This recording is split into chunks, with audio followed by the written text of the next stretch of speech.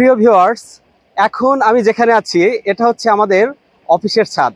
আর এখানে লাগানো রয়েছে অনেক ধরনের শীতের শাকসবজি এবং ঔষধি গাছ।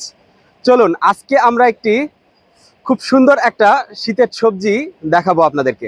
প্রিয় ভিউয়ার্স, দেখতে পাচ্ছেন এখানে শিম লাগানো হয়েছে এবং অনেক শিমও ধরেছে। এই শিম আপনি কেন খাবেন? যাদের বাসায় এই শিম গাছ রয়েছে এবং শিম ধরেছে তাদের থেকে রোগবালাই একটু দূরেই থাকে। এই শিমের রয়েছে অনেক গুণ। এই শিম আপনার কোষ্ঠকাঠিন্য দূর করে এবং শিমে রয়েছে ভিটামিন এ। এই শিম আপনি কেন খাবেন?